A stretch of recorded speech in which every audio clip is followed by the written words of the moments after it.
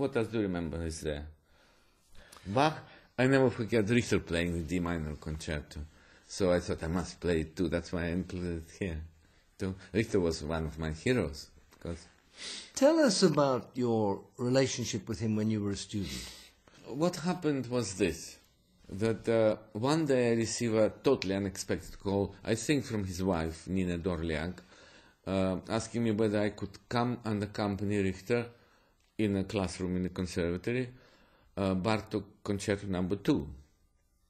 Now, I didn't know the piece, never heard it, and I said, well, of course, but how come you're phoning me?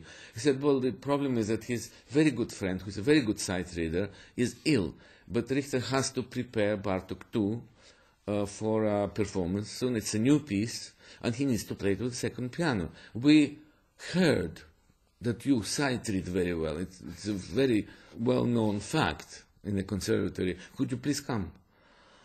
I said, well, you imagine my feeling. Richter is asking me to play the second piano. I mean, he was almost like a god to me, to all of us, of course. Well, I found the music, and I thought it's impossible to play. But we met in the 45th classroom in the conservatory, where I usually had my lessons with a borin, actually, by coincidence. And I started reading it. Just saying, okay, let's play. 1, 2, 3, sat down. You know, I played ta-da-da-da-dum-pum-pum-ta-da-da-da-da, and he started playing like a devil. He didn't know the piece, of course. First time ever he played it through, you know. Of course, you know, first time is the first time. It was incredible, but of course not yet as he can play. So we played it for 3 days, non-stop, about 2-3 times every day, or maybe more, I don't remember. I cited as well as I could Bartók. Imagine Bartók in tempo. But I kept up with his tempo and basically made him feel that important to listen to orchestra here or there, and it wasn't too bad. So I was sort of proud of myself that I sort of kept the tempo with him and the line and everything. By the 3rd day, he played so fantastically that, you know, I could say floored again. It was unbelievable, with the real Richter's dynamism and control of everything. And of course his hands and everything, he could play everything. It was incredible. Then he invited me to the performance in the conservatory. A few weeks or days after that I came, of course, a very proud second piano player. I came there, I said to everyone, I played the second piano for it. That's how we learned the piece. Wonderful. Incredible. And he liked my presence, so to speak, probably because he kept on inviting me to play second piano for other pieces too. Sometimes in his house, where he had 2 pianos too. Dvorak concerto, that was never played in Russia. But more than that, he started inviting me to some gatherings, like for instance the New Year's Eve. I remember very well, it was one New Year's Eve when Rostropovich came, his teacher Neuhaus came. By that time I was married already. He invited me with Dodi together, and we spent the New Year's Eve there actually. And Richter played with Rostropovich on one piano, improvisation, something for hands, I remember that. So we became sort of, not exactly friends, but camaraderie sort of thing. He made me a part of his circle, and I was very grateful for that, because I learned a lot from him. I learned how devoted he was, fanatically devoted to what he was doing. It was very interesting to hear what he had to say. Well, you know, a relationship with a person of that stature is always important. You learn something. Maybe you don't accept everything, but you learn a lot. And it gives you encouragement that he is interested in a kind of contact with you. Tell you one interesting episode. Once I asked him, can I play for you? Just once.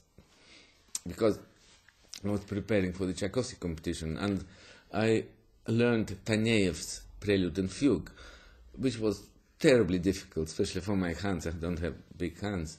And I said, can I play it for you once? We had a date. I came to his place. He opened the door, and it was terribly dark in the apartment. Usually it was very light. This day it was dark. It was 5 or 6 in the winter already, and it was dark and no light, just one lamp. And he looked very somber and upset. I said, hello, how are you? He said, All right. I said, anything wrong? Why are you in such a state? He said, but what's wrong? Well, I tell you, I'm learning Shostakovich preludes and fugues, and one of them, G sharp minor. It goes ta pa pa pa ta ta ta ta ta. It's in 5. 1 ta ta ta ta ta ta ta ta ta. It's terribly difficult actually for the mind. Maybe not for the fingers, but for the mind to get all the voices and everything. And G sharp minor is not one of the most comfortable keys. And I said, and I can't play it by memory. He said. I said, I don't believe it. Well, I've been learning it and learning it. I still stop somewhere in the middle. Come, I'll play it for you. He sat down on the piano, started playing, and stopped in the middle. He said, you see? He said, I'll try again. He started second time, stopped again. Oh, I don't know what to do. He said, it's a shame. I said, Svetoslav Teofilovich, I said, I don't believe it. I think you should try the third time. And you play it through. He sat down and played it through without a stop. He said, you bring me luck. I said, well, it's not just that, because you can do it. So I was fascinated by this occurrence. And I played the Taneyev for him. And I played quite well, actually. Everything was there, and I was in control. And it's a very difficult fugue. And he said, what do you say? He said, well, very good, very good. I said, can you say something? No, it's very good, really. Nothing, just nothing. Why did I play? Except I was nervous, of course, but it's a good thing to be nervous and play a difficult piece, So I played it quite all right. He said, I don't know the piece. Maybe it's the first or second time I hear it. It's a good piece, good fugue, but it sounds very good. I have nothing to say.